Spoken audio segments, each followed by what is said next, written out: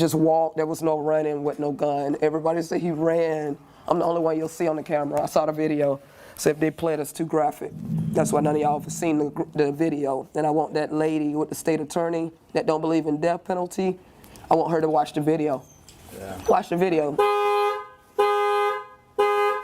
Watch the video, honey. I ran out that office when I saw that video. I'm the only one, me and 2 officers. They're standing over that lady. I was the only one that ran to her. It was just me and God out that door with her. But I seen her when she came in the store and she purchased something. And I remember running back in because I forgot to clock out. As I came out the store, I just sat in the car. It was cold that morning, and I was just warming the car up, putting water on my windshield.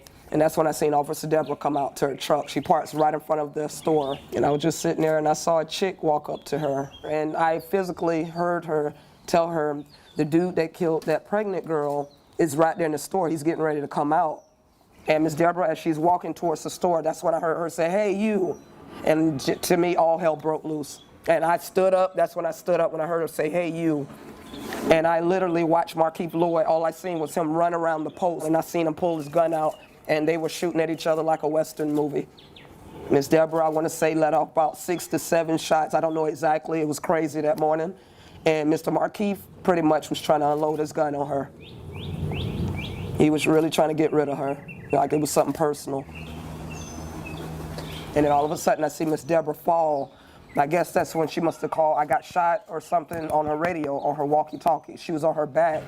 And as I got ready to run over there, Markeith Lloyd just kept shooting at this lady while she's on the ground.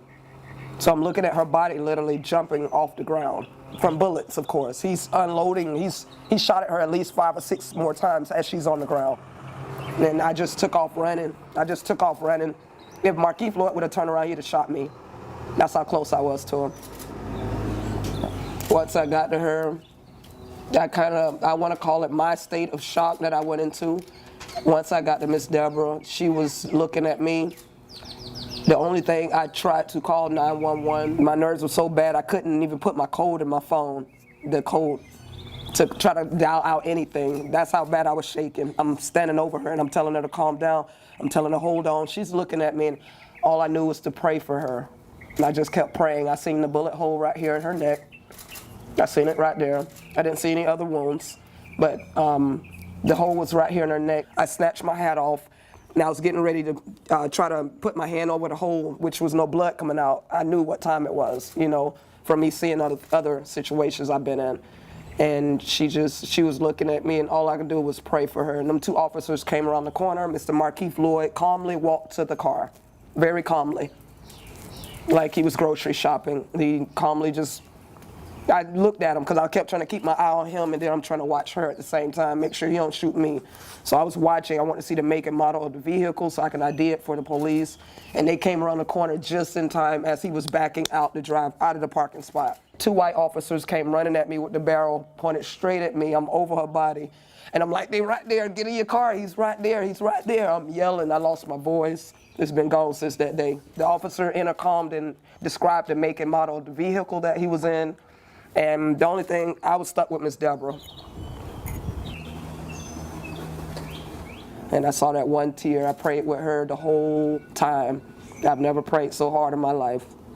I'm talking to her and I'm praying with her. She's looking at me, but I knew she was finna leave. I knew she was gone. I knew the way he shot her, from what I seen, I knew she was gone. It's a lot of days I wish I could have picked her gun up and shot him. I was that close to him, you know. Over-traumatizing.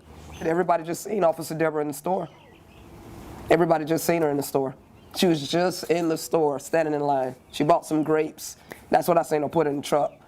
And then my homegirl that cashed her out told me, she's like, Monica, we were just talking about God and everything. I said, she gone. She gone.